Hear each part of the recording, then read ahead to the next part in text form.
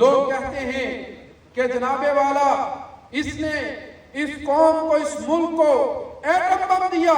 اگر atom bomb اس دور میں بنا تھا تو جب راجیو گاندھی کے کان کے اندر ضیاء الحق نے جا کے یہ بات کہی تھی کہ جناب سوچ سمجھ کے پاکستان پر حملہ کیجئے گا، ہمارا ایٹم بم بالکل تیار ہے، میں یہ پوچھنا چاہتا ہوں کیا اس وقت ضیاء الحق نے جھوٹ بولا تھا یا آج آپ اپنی نوجوان نسل کو دھوکہ دینا چاہتے ہیں؟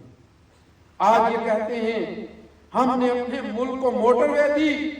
میں یہ پوچھنا چاہتا ہوں، میرا یہ سوال ہے کہ جناب والا آپ یہ بتلائیے، ایک باپ، سیاسی لیڈر قوم کا باپ ہوتا ہے، اگر وہ اپنی اولاد کو قرض لے کے بڑا شاندار محل تعمیر کر دے اور اس کے بعد اولاد کو چور بنا دے، ڈاکو بنا دے، لٹیرا بنا دے، ان کے اندر کرپشن اور لاقانونیت کے جذبے مار دے، کیا آپ اس باپ کو عقل مند کہیں گے؟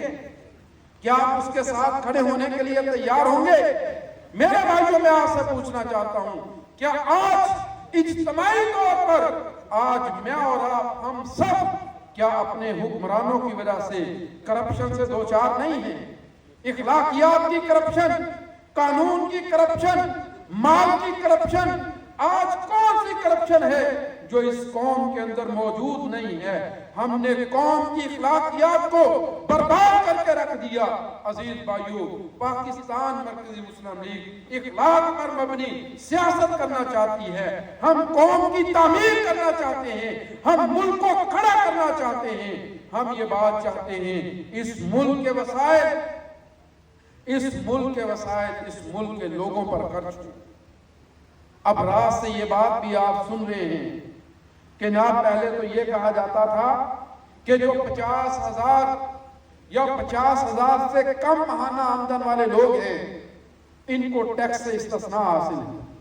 تیاری پکڑ لیجئے، ایک نیا عذاب آپ کے اوپر آنے والا ہے۔ کہتے ہیں جو 50,000 روپیہ مہینہ کماتا ہے اس سے بھی 35% ٹیکس لیں گے۔ 35%!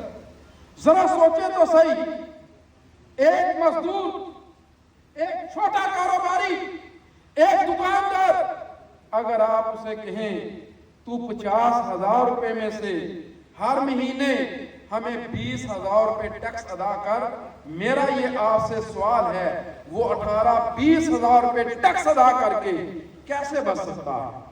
اس کی زندگی کیسے آگے بڑھ سکتی ہے؟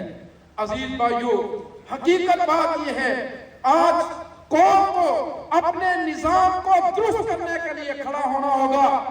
یہ اشرافیہ کے لوگ، یہ لینڈ لارڈز، یہ فیکٹریوں کے مالک، یہ سیاست کو تجارت میں بدل دینے والے لوگ، انہوں نے ساری قوم کو آج تباہی سے دوچار کر دیا۔ یہ آپ سے ٹیکس پورا وصول کرتے ہیں۔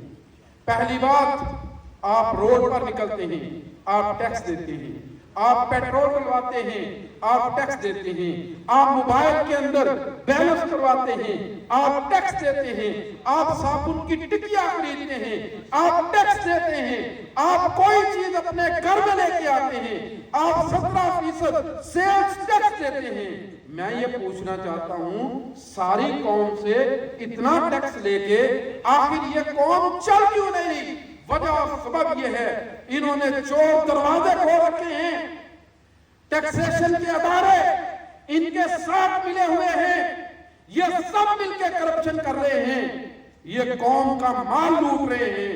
ہم انشاءاللہ اپنے قوم کے اندر سے اس کرپشن کا خاتمہ کریں گے۔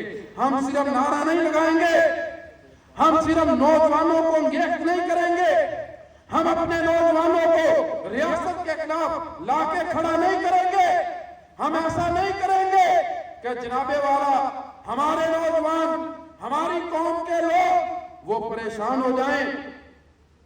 اب ایک سیاسی جماعت پاکستان کے اندر اب نوجوانوں سے یہ بات کہہ رہی ہے کہ پاکستان کی ضرورت ہی نہیں۔ اب یہ بھی ایک نیا تماشا کھڑا کیا جا رہا۔ پہلے وہ ریاست کے چند اداروں کے خلاف بات کرتے تھے، اب کہتے ہیں کہ اس پاکستان کی ضرورت نہیں ہے۔ ابوالکلام آزاد نے سچ کہا تھا، یہ ملک زیادہ دیر تک باقی نہیں رہ سکتا۔ ہم آج اس جنگ کے ورکر کنونشن سے یہ پیغام دینا چاہتے ہیں، یہ سارے شیر، یہ سارے دلیر، یہ اس وطن کے بیٹے ہیں، یہ اس ریاست کے بیٹے ہیں، یہ اس مٹی کے بیٹے ہیں، انشاءاللہ یہ اپنے خون کے آخری قطرے تک اس کے نظریے کا بھی دفاع کریں گے اور اس کی مٹی کا بھی دفاع کریں گے۔ ہم انشاءاللہ اپنے ملک کی طرف کسی کو دیکھنے نہیں دیں گے، ہم اس آنکھ کو نکال دیں گے جو ہماری ریاست اور ہمارے وطن کی طرف دیکھنے کی کوشش کرے۔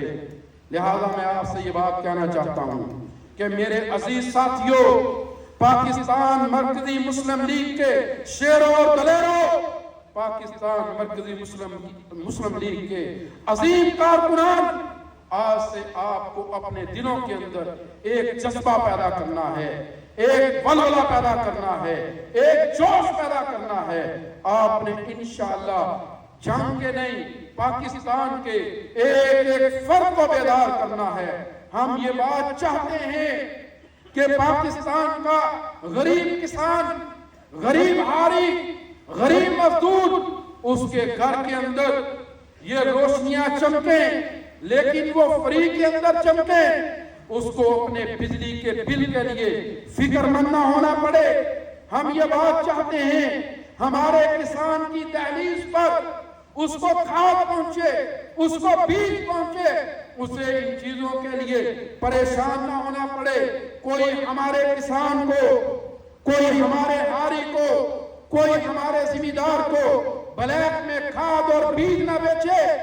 ہم یہ بات چاہتے ہیں ہمارے کسان کو اس کی فصل کا پورا ریٹ ملے۔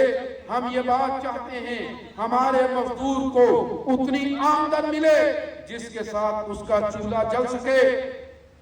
یہ پاکستان مرکزی مسلم لیگ کا عزم ہے۔ ہم انشاءاللہ تعلیم کو جو تجارت بنایا جا رہا ہے، ہم اس سلسلے کو ختم کریں گے۔ تعلیم ریاست کی ذمہ داری ہے۔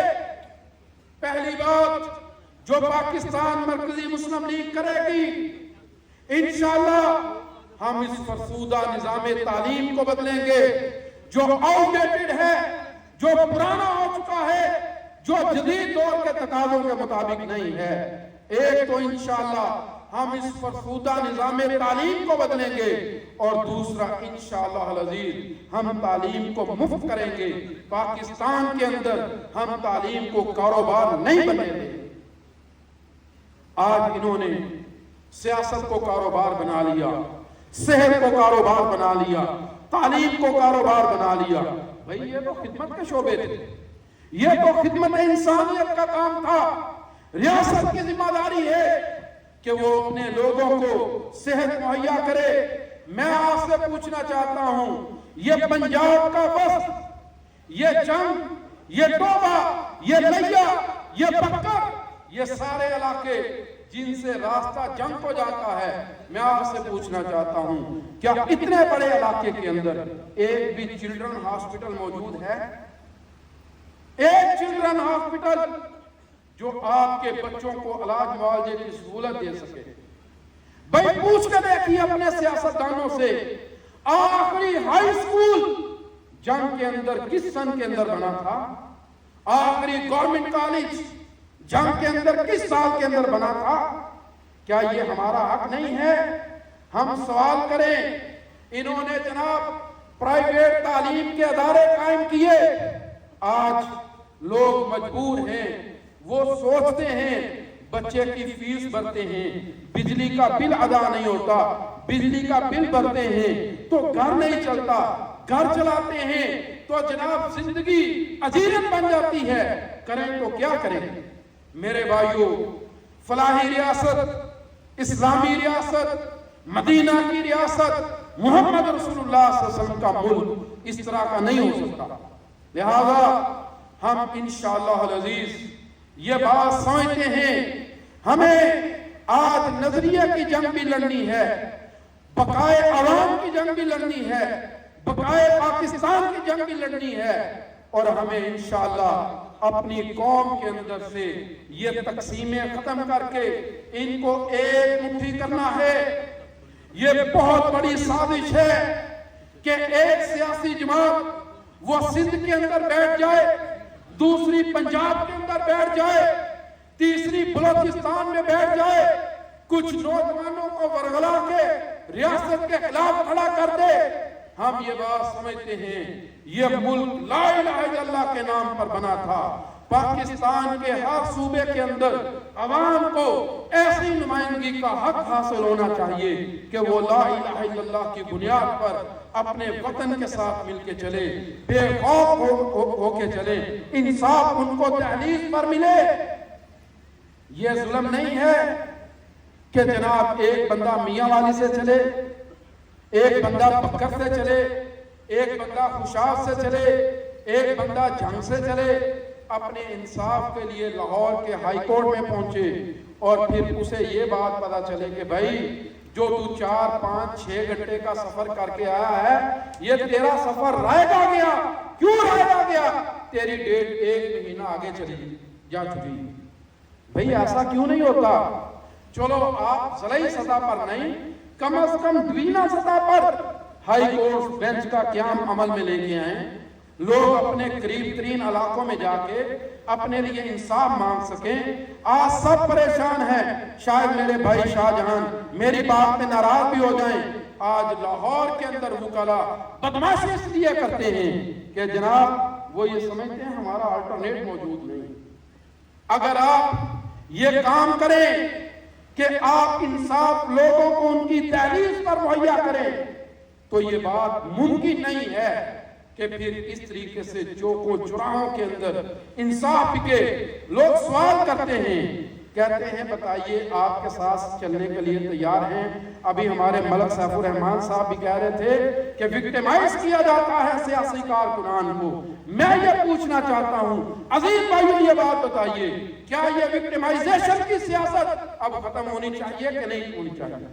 سیاسی انتقام کی سیاست ختم ہونی چاہیے یا نہیں ہونی چاہیے؟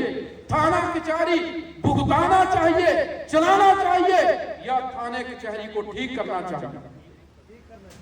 ہم انشاءاللہ تھانے کچہری کے کلچر کو بدلیں گے۔ پولیس کا کام بدماشی کرنا نہیں ہے، پولیس کا کام لوگوں کو چوکوں چوراہوں میں لٹا کر ظلم کا نشانہ بنانا نہیں ہے۔ ہم یہ بات سمجھتے ہیں آج ریاست پر بوجھ بڑھایا جا رہا ہے، اتنے ادارے ان کا اتنا بڑا عملہ، اور جب ہم دیکھتے ہیں تو کارکردگی صفر ہوتی ہے۔ سب سے زیادہ کرپشن اینٹی کرپشن کے اندر، سب سے زیادہ آج انصاف کے ساتھ مذاق عدالتوں کے اندر ہے۔ آج قانون کے رکھوالے سب سے زیادہ قانون کے ساتھ کھلواڑ کر رہے ہیں۔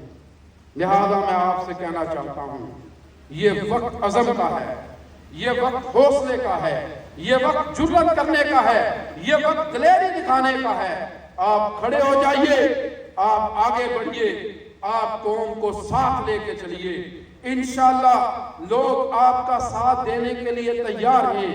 لوگوں نے مفاد پرستی کی سیاست بھی مسترد کر دی ہے، لوگوں نے انتشار کی سیاست بھی مسترد کر دی ہے۔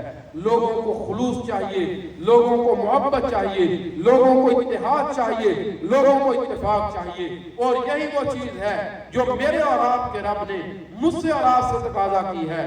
تعاونوا علی البر والتقوی، لوگوں نیکی اور تقوی کے کاموں میں تعاون کرنا، ولا تعاونوا علی الاثم والعدوان، گناہ اور معصیت کے کاموں میں تعاون نہ کرنا۔ اللہ سے دعا کرتے ہیں اللہ تعالیٰ توفیق دے پاکستان مرکزی مسلم لیگ کے یہ کارکنان عزم اور حوصلے کے ساتھ آج اس حال سے باہر نکلیں اور پورے جنگ کو اپنی باہوں میں لے کے، اپنی محبت میں لپیٹ کے آپ لوگوں کے قبلے درست کر دیں، لوگوں کی سمت درست کر دیں۔ میں مبارکباد ایک دفعہ پھر پیش کرتا ہوں اور آپ کا شکریہ بھی ادا کرتا ہوں۔ بہت شکریہ، جزاکم اللہ خیر۔